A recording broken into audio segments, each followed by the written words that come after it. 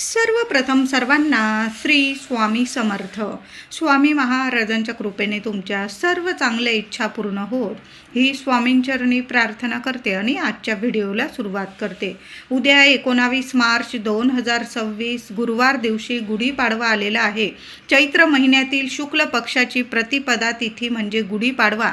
ही तिथी 19 मार्चला सकाळी 6:53 सुरू होणार आहे आणि दुसऱ्या दिवशी 20 मार्चला सकाळी 4:52 ही तिथी संपणार असल्यामुळे आपल्याला गुढीपाडव्याचा सण 19 मार्च गुरुवार रोजी साजरा करायचा आहे.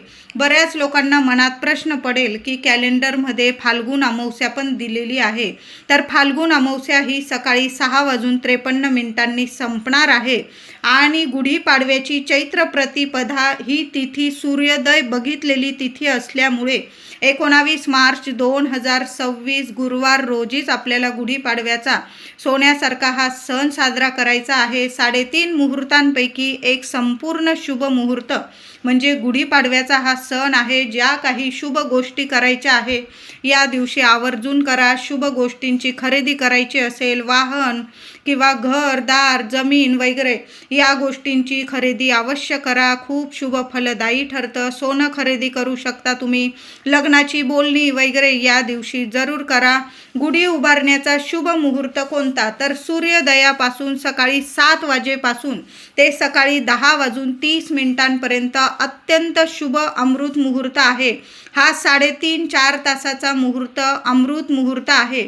जरासा वेळ झाला माझ्या महिलांना दादांना तर 11 वाजेच्या आत 19 मार्च 2026 गुरुवार दिवशी सकाळी 11 वाजेच्या आत आपल्या घराशी दाराशी गुढी उभारायची आहे. वेळ झाला तर म्हणते, नाही तर लवकर उठायचं आहे या दिवशी आणि सकाळी 10:30च्या आतच आपल्या घरादाराशी गुढी जरूर उभारा. या वेळेत गुढी उभारायची आहे. गुढी उभारताना पूर्व पश्चिम उत्तर दिशेकडेच अशा पद्धतीनेच गुढी उभारायची आहे. चुकून सुद्धा दक्षिण दिशेकडं गुढी येणार नाही याची काळजी घ्यायची आहे. महिलांनो दादांनो, आपण घरातले करते पुरुष करती महिला असेल त्यांनी या गोष्टींची काळजी जरूर घ्यायची आहे. वर्षाचा पहिला मोठा सण आहे गुढीपाडवा. छोट्या मोठ्या चुका होऊ देऊ नका. या गोष्टींची काळजी घ्या. पूर्व पश्चिम आणि उत्तर दिशेकडं अशा पद्धतीनेच आपल्याला दिशा बघून घ्यायची आहे. दक्षिण दिशेकडं गुढी येणार नाही अशा पद्धतीने गुढी उभारायची आहे. गुढी उभारताना लाल, पिवळा, निळा, ऑरेंज, सोनेरी, हळदी कलर, मोरपिशी असे शुभ वस्त्र खण गुढीला जरूर नेसवा. आणि स्वतःसुद्धा महिलांनो, तुम्ही ज्या साड्या नेसाल, अगदी घरातली मळकी साडी असेल 4 दिवसात वापरलेली वगैरे अशी साडी ड्रेस वगैरे या गोष्टी टाळायच्या आहे. छान छान रंग असतात, लाल, पिवळा, निळा, ऑरेंज, सोनेरी, हळदी, मोरपिशी. तुमच्याकडं ज्या रंगाच्या साड्या असतील अशा शुभ रंगाच्या लक्ष्मीनारायणांना प्रसन्न करणाऱ्या रंगांच्या साड्या स्वतःसुद्धा नेसा आणि गुढीला सुद्धा छान असा गोल्डन कलर असेल, पिवळा असेल, निळा असेल, छान छान कलरचे खण असेल किंवा साडी तुम्ही गुढीला जरूर नेसवायचा आहे. आता गुढीला लिंबाचा पाला, आंब्याची पानं, साखरेचा फुलांचा हार जरूर चढवायचा आहे. तांब्याचा किंवा चांदीचा कलश गुढीला लावायचा आहे. तांब्यावर सुद्धा हळदीने आपण जो गुढीला तांब्या पालथ्या स्वरूपात मांडतो ना, त्याला सुद्धा हळदी कुंकवाने एक स्वस्तिक काढा. तुम्ही नुसत्या हळदीने काढत असाल, हळद ओली करून त्याने स्वस्तिक काढा किंवा हळद कुंकू ओलक करा आणि स्वस्तिक काढा. स्वस्तिकच्या आजूबाजू 2-2 रेषा द्यायचा आहे. स्टीलचा पेला किंवा काचेचा पेला, तांब्या गुढीवर अजिबात लावू नका. गुढी सजवताना तुम्हाला ओम नमो भगवते वासुदेवाय नमः, ओम श्रीं क्लीं महालक्ष्मी नमः, ओम श्रीं ह्रीं क्लीं महालक्ष्मी नमः. कळालं असेल माझ्या दादांना महिलांना, आपण जेव्हा गुढी लावतो, गुढी सजवतो तेव्हा ओम नमो भगवते वासुदेवाय नमः, ओम श्रीं ह्रीं क्लीं महालक्ष्मी नमः या मंत्राचा जप आवर्जून करा. कुणाशीच बोलू नका. छान आपल्या गुढीला सजवायचं आहे आणि गुढी उभारताना या मंत्रांचा जप आवर्जून करा. गुढी उभारताना, गुढी उभी करताना ओम ब्रह्मध्वजाय नमः, ओम ब्रह्मध्वजाय नमः या मंत्राचा जप आवर्जून करा. कारण याच दिवशी ब्रह्मदेवांनी जग उत्पन्न केले. सृष्टी निर्माण केली. प्रभू श्री रामचंद्रांनी आपला 14 वर्षाचा वनवास संपवून रावणाचा वध करून याच दिवशी अयोध्या नगरीत प्रवेश केला. त्यावेळी लोकांनी गुढ्या तोरणे उभारून श्रीरामांचं स्वागत केला आणि आनंदाने गुढीपाडवा म्हणून हा दिवस साजरा केलेला आहे. गुढीची छान पंचोपचार पूजा करायची आहे. थोडंसं फुलाने किंवा एखादं तुळशीपत्र असेल त्याने गुढीवर थोडं पाणी शिंपडायचं आहे. महिलांनी दादांनी जोडीने पूजा करायची आहे. एखादा पाट मांडा, त्यावर एक नारळ किंवा गुढीसाठी तुम्ही महिलांनो ओटी भरू शकता. गुढी माता म्हणजे साक्षात लक्ष्मी स्वरूप आपण गुढी उभारत असतो. नारळ ठेवा.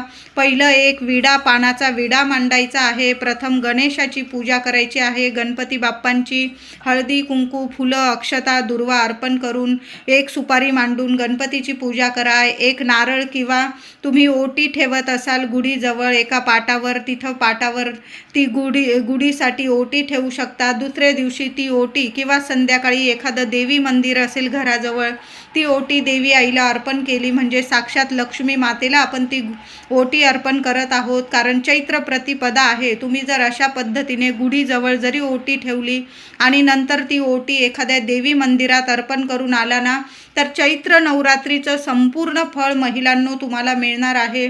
म्हणून गुढीजवळ ओटी ठेवा किंवा देवघरात जरी ओटी ठेवली, नंतर एखाद्या मंदिरात देऊन आला किंवा ती ओटी तुम्ही स्वतः वापरली तरीही चालेल. गुढीची हळद कुंकू फुलं अक्षता वाहून पूजा करायची आहे. त्याचबरोबर गुढीला नैवेद्य दाखवायचा. प्रथम देवांना नैवेद्य दाखवा, नंतर गुढीला नैवेद्य दाखवायचा आहे. घराजवळ गोमाता असेल, गोमातेला सुद्धा गाईला सुद्धा ताजी पुरणाची पोळी तूप लावून किंवा तुम्ही श्रीखंड पुरीचा बेत केलेला असेल तर श्रीखंड पुरी खाऊ घाला. गोड खीर असेल, एखाद्या चपातीवर थोडीशी खीर घ्या आणि खीर चपाती गाईला खाऊ घातली तुम्ही तरीही चालेल. नंतर आपण जेवायचं आहे. प्रथम या गोष्टी गुढीपाडव्याला आवर्जून करायच्या आहे. गुढीपाडवा नवीन मराठी वर्षाची सुरुवात, वर्षाचा पहिला दिवस. लवकर उठायचं आहे. ब्रह्ममुहूर्तावर उठा आणि गुढीपाडव्याच्या दिवशी आंघोळीच्या पाण्यात एक वस्तू टाकायची आहे. ती म्हणजे कडुलिंबाची किमान 5 पानं तरी प्रत्येकाच्या आंघोळीच्या पाण्यात. हा उपाय वेगवेगळा करा. आईने तेच पाणी घेतलं, मुलांनी तेच पाणी, असं करू नका. प्रत्येकाला किमान 5-5 पानं तरी गुढीपाडव्याच्या दिवशी कडुलिंबाची पानं आंघोळीच्या पाण्यात टाका. कारण प्रत्येकाचे ग्रहमान हे वेगवेगळे असतात. प्रत्येकाने आंघोळीचा हा उपाय वेगवेगळा करायचा आहे. थोडं गंगाजल असेल, गंगाजल टाकायचं आहे. थोडंसं तिळाचं तेल असेल तुमच्याकडं, 2 थेंब तिळाचं तेल टाकू शकता. नसेल तुमच्याकडं फक्त कडुलिंबाची पानं टाका 5 आणि थोडं गंगाजल टाकायचं आहे. आता गंगाजल पण नाही, थोडंसं 2 थेंब गोमूत्र जरी टाकलं ना तुम्ही तरीही चालेल. या पाण्याने आंघोळ करायची आहे. लहान लेकरांपासून मोठ्या व्यक्तींपर्यंत हा आंघोळीचा उपाय जरूर करायचा आहे. त्यानंतर महिलांनो घरदार स्वच्छ करा. घरात सुद्धा एक पाणी शिंपडून द्यायचं आहे. थोडं पाणी घ्या, आंघोळीनंतर हा उपाय करा. थोडं पाणी घ्या, त्यात हळद टाका, एक कापराचा तुकडा बारीक करून टाका, गुलाबजल टाका, गंगाजल टाका, गोमूत्र टाका. सगळं पाणी मिक्स करा. एखादं तुळशीपत्र किंवा फुलाच्या साहाय्याने संपूर्ण घरात, उंबरठ्यावर, अंगणात हे पाणी शिंपडून द्यायचं आहे. माता लक्ष्मीचं नामस्मरण करत राहायचं आहे. ओम श्रीम नमः, ओम श्रीम नमः. त्याबरोबर आपण उंबरठ्यावर सुद्धा उद्या हळदीचं लेपन उंबरठ्यावर झालंच पाहिजे. आणि उंबरठ्यावर लेपन केल्यानंतर माता लक्ष्मीची पावलं आपण लावलेलीच असतात. उंबरठ्याची हळद कुंकू माता लक्ष्मीच्या पावलांची पूजा करायची आहे. हळद कुंकू फूल वाहून दोन्ही साईडला एक एक का होईना झेंडूची फुलं आवर्जून ठेवायचं आहे. बघा, आपला उंबरठा म्हणजे आपल्या घराची लक्ष्मण रेषा असते आणि आपला उंबरठा चैत्र प्रतिपदा गुढीपाडव्याच्या दिवशी असा सजवून ठेवला, पवित्र करून ठेवला तर माता लक्ष्मी धावत आपल्या घरात येते आणि कायमची स्थिर स्वरूपात वास करते. म्हणून छान उंबरठ्याची पूजा करा. छोटी का होईना उंबरठ्याशी दाराशी अंगणात रांगोळी काढायची आहे. आणि आंब्याच्या पानांचा एक उपाय करायचा आहे. 5 आंब्याची पानं घ्या, 11 घ्या, 21 घ्या, विषम संख्यांमध्ये आंब्याची पानं घ्यायची आहे. स्वच्छ धुवून घ्या, पुसून घ्या. हळदी कुंकू ओलं करायचं आहे किंवा नुसती हळद जरी ओली केली ना चालेल. त्या 5ही किंवा 11 किंवा 21 पानांवर ओम नमो भगवते भगवते वासुदेवाय नमः, ओम श्रीम नमः, लक्ष्मी नारायणांचा मंत्र जपा आणि घरातल्या कर्त्या महिलेने हा उपाय करायचा आहे.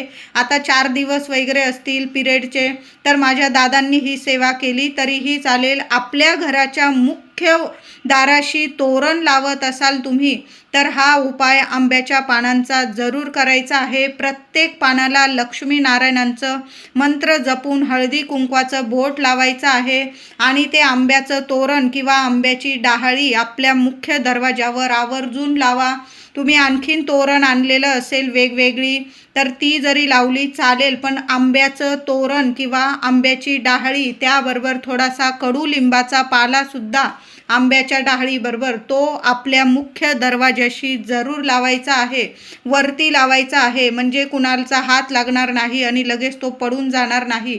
1 दिवसासाठी तरी ही तिथी जोवर आहे, दुसऱ्या दिवसापर्यंत तरी आपल्या मुख्य दरवाजावर कडुलिंबाची पानं आणि 5 किंवा 11 किंवा 21 आंब्याची पानं जरूर लावायचे आहे. खूप सोन्यासारखे अनुभव येतात, घरात शुभ मंगल गोष्टी घडून येतात. जी नकारात्मकता असते तिथेच नष्ट होते. कधीच तुमच्या घरादाराला प्रगतीला कुणाचीच नजरबाधा होणार नाही. लक्ष्मी नारायणांचा मंत्र जपा आणि आंब्याची डहाळी आपल्या मुख्य दरवाजावर जरूर लावा. सोन्यासारखे अनुभव येतील तुम्हाला.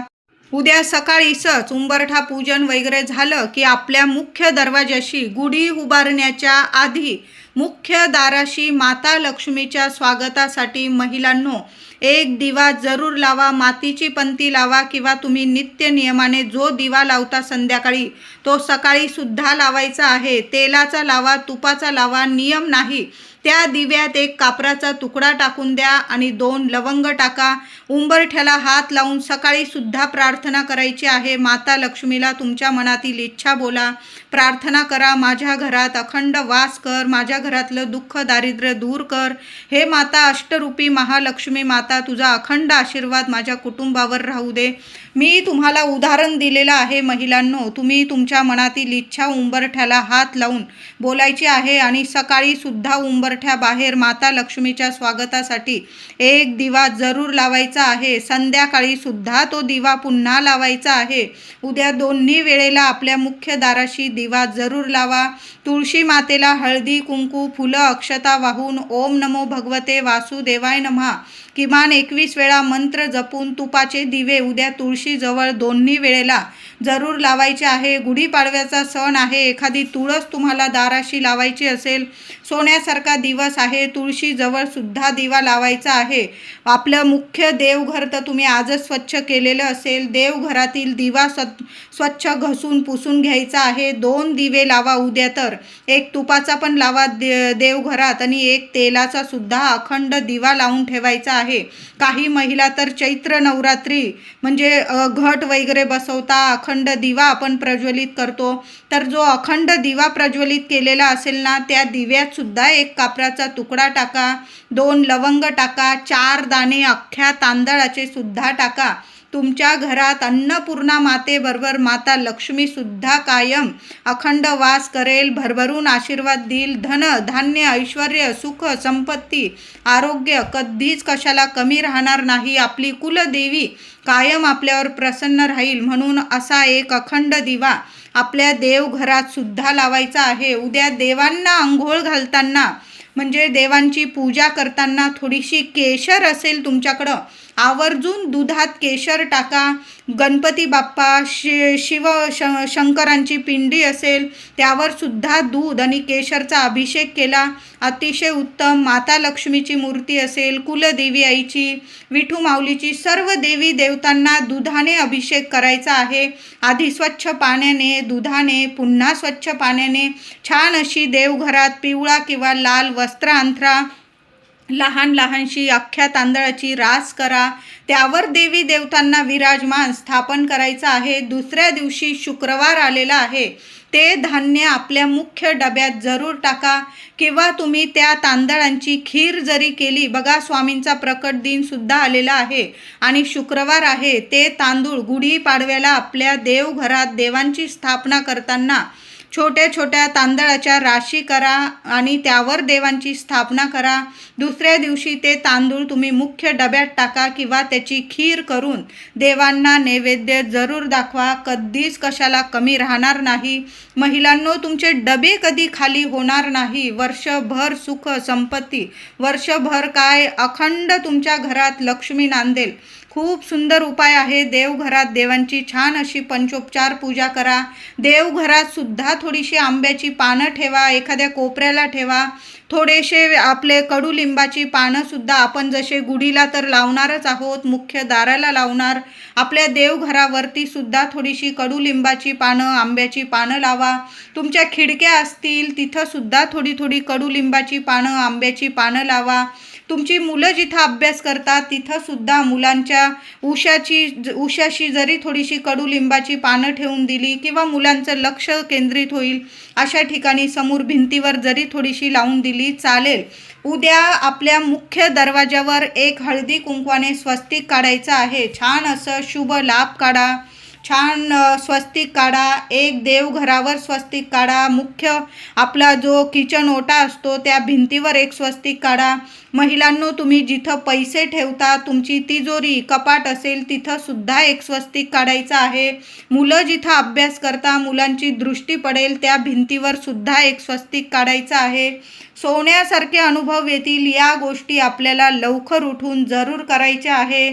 उद्या माता लक्ष्मीच्या मूर्तीवर सकाळी किंवा संध्याकाळी कुंकुमार्चन जरूर करा. तुमची कुलस्वामिनी असेल, तुम्ही घट बसवलेले असतील किंवा नसतील, 9 दिवस आपल्याला 19 मार्च ते 27 मार्च असं 9 दिवस रोज देवी आईच्या मूर्तीवर, श्रीयंत्रावर, फोटोवर किमान 11 वेळा तरी ओम श्रीम नमः, ओम कुलदेवताय नमः, तुम्ही ज्या मंत्रांचा जप करता मंत्र जपत देवी आईला कुंकुमार्चन जरूर करा. नंतर ते कुंकू नीट सांभाळून ठेवा.